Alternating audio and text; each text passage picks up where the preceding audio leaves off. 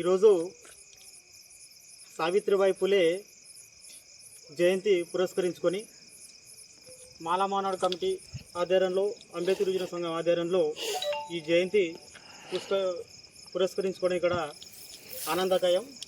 అయితే ఈమె 1831లో జనవరి 3వ తారీఖున సతారా అనే మహారాష్ట్రలో ఉన్నటువంటి పరిసర ప్రాంతంలో ఒక కూ గ్రామంలో జన్మించింది.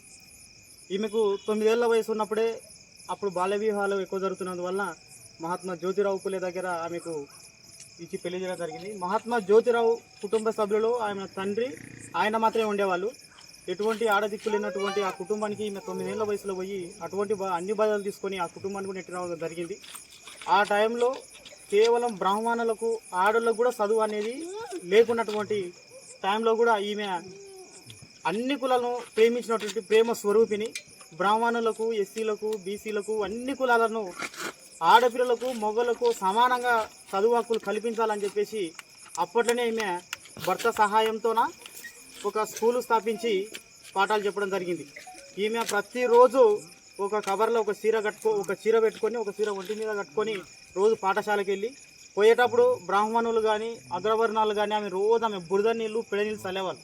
ఆ స్కూల్ కాడికి పోగానే ఆ చీర మార్చుకొని మంచి చీరతో పిల్లలకు పాఠాలు చెప్పి మళ్ళీ వచ్చే టైంలో పొద్దున పిడ నీళ్ళు చల్లిన చీరను కట్టుకొని ఎలాగ మళ్ళీ నీళ్ళు చల్లుతారని ఆ చీరను కట్టుకొని వచ్చినటువంటి అత్యతమైనటువంటి ఓర్పు గల ముందు చూపినటువంటి రానున్న రోజుల్లో స్త్రీలకు అనేక హక్కులు చదువులనే వస్తాయని చెప్పి ముందే గ్రహించినటువంటి మహోన్నతమైన వ్యక్తి సావిత్రిబాయి పులే.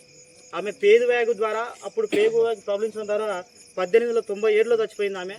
అప్పటికి ఆమె ఒక్క స్కూల్ నుంచి మొదలుపెట్టి ఆమె చనిపోయే లోపల 52 స్కూళ్ళు పూణేలో స్థాపించి ఆమె అప్పట్లో గొప్ప కీర్తిగా స్థాపించినటువంటి మహోన్నతమైనటువంటి ఆమె మన ఈరోజు ఈ ప్రతి ఆడపిల్ల ఈరోజు చదువుతుందంటే ఆమె పుణ్యానని అని చెప్పి చెప్పుకోవచ్చు. ఎలాంటి జాబులైనా ఏమైనా ఈ దేశానికి ప్రధానమైనటువంటి ఇందిరాగాంధీ కూడా ఆమెను కీర్తించబడింది ఒకప్పుడు. నేను ఈ దేశానికి ప్రధానమైనటువంటి మొట్టమొదటి సావిత్రిబాయి పులే చేసిన అడుగులు, రెండోది డాక్టర్ బాబాసాహెబ్ అంబేద్కర్ రాజ్యాంగంలో రచించినటువంటి హక్కుల వల్లనే ఈరోజు ప్రాధాన్యమని చెప్పి ఆ రోజు మన ప్రముఖ కాంగ్రెస్ నాయకులు ఇందిరాగాంధీ కూడా అనడం జరిగింది.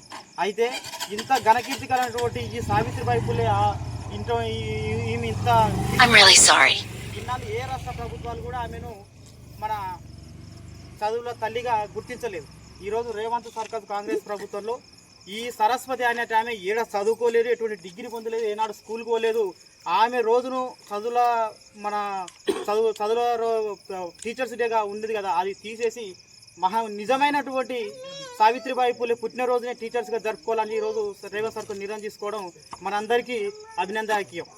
ఇంతటితో ఈ అవకాశం ఇచ్చినటువంటి ఇక్కడ ఉన్నటువంటి గ్రూప్ సభ్యులందరికీ కుల సంఘ పెద్దలందరికీ కూడా నా ధన్యవాదాలు తెలియజేస్తూ జై భీమ్.